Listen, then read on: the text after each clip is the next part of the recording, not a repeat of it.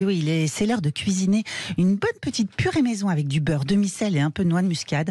On retrouve dans Lyon, à Branay, notre lève-tôt de l'été. On accueille Renaud Vigneault. Bonjour Renaud. Bonjour. Bonjour. Bonjour Renaud. Votre entrée.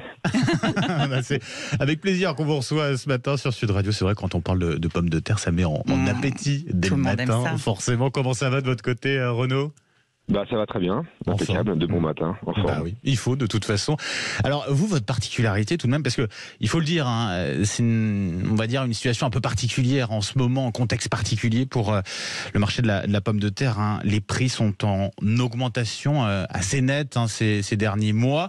Et vous avez décidé, en tout cas, de ne pas augmenter vos prix. Effectivement, donc moi ça fait 8 ans que je suis installé en vente directe de pommes de terre. J'ai repris l'exploitation familiale qui existe depuis, je suis la 4e génération. Et mon père avait instauré depuis les années 75 la pomme de terre en vente à la ferme.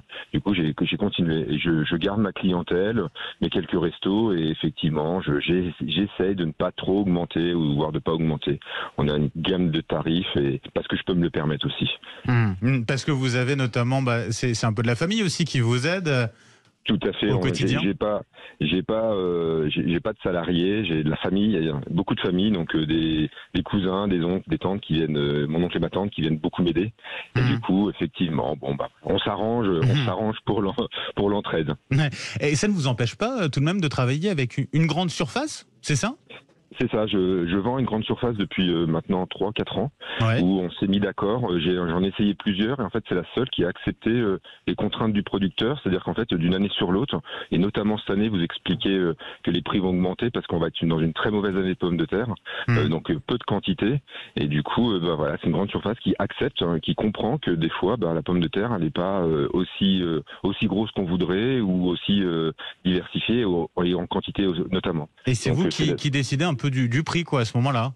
Voilà, tout à fait. C'est moi qui leur dis, voilà, le cours de la pomme de terre à aujourd'hui, voilà comment moi je la vois, on en discute ensemble, on voit ce qui se passe sur les marchés, et on essaie de contenir.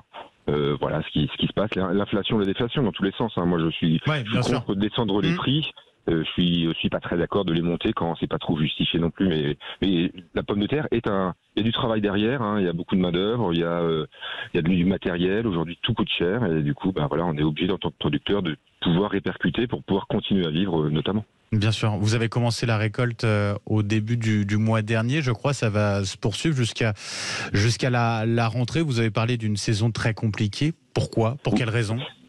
Alors, c'est encore un peu tôt pour le dire, pour l'expliquer, mais a priori, par rapport au monde de la profession que j'ai téléphoné, aux gros producteurs et ceux qui connaissent, a priori, la sécheresse de l'année dernière fait que pour les plants de pommes de terre, parce qu'en fait, une pomme de terre se plante en plant, c'est un plant de pomme de terre qu'on plante, et elle garde en mémoire la difficulté qu'elle a eu à pousser l'année dernière, et du coup, cette année, on va avoir des petites pommes de terre.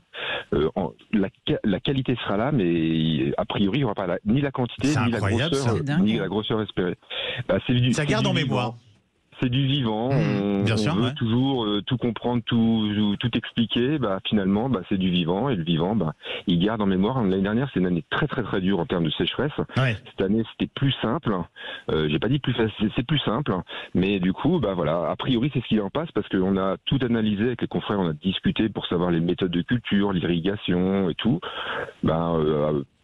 Cette possibilité de garder en mémoire le plan est ce qui me paraît le plus plausible. Après, une année compliquée, nous dans le Lyon, on a eu une vague de sécheresse au printemps qui n'a pas arrangé les choses.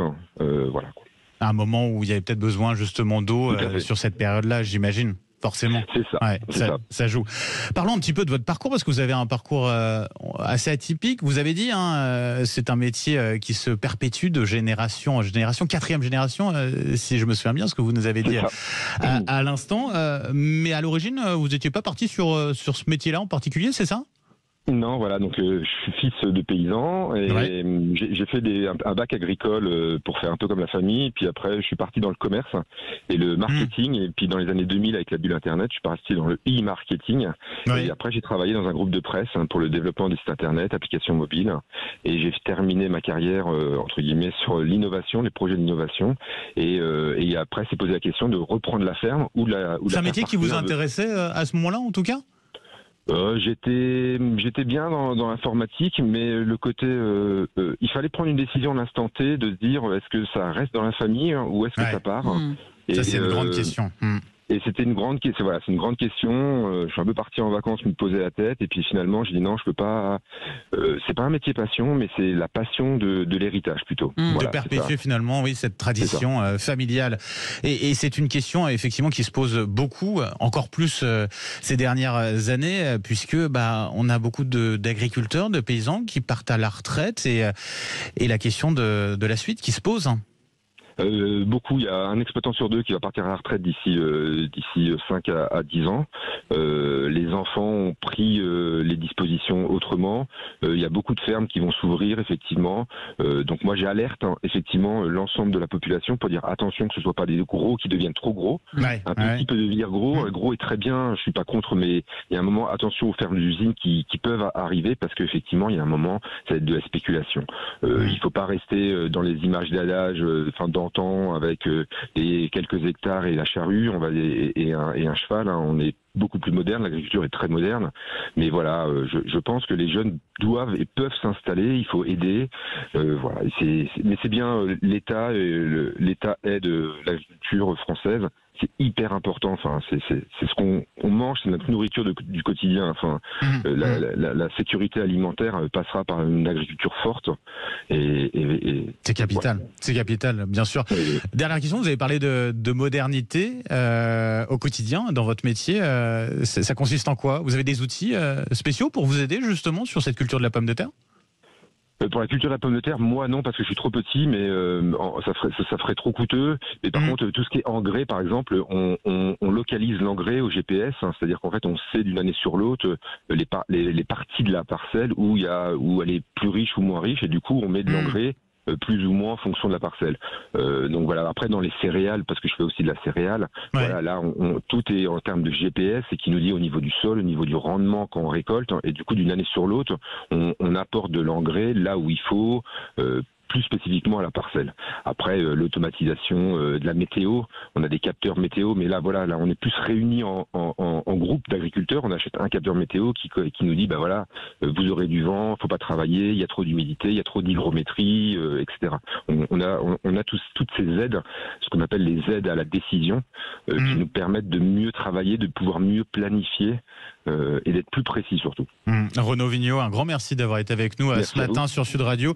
Producteur donc de pommes de terre à Branay dans l'Yonne. On va donner d'ailleurs votre page Facebook. Oui, il y a une page Facebook et je veux du local89.fr aussi pour retrouver Renaud Vigneaud à Branay dans l'Yonne. Et agriculteur pour votre page Facebook. Voilà. Merci beaucoup. Manger de la pomme de terre, c'est bon pour la santé, pour le moral. Et ben voilà. Trop bon pour la bouche. C'est surtout très bon.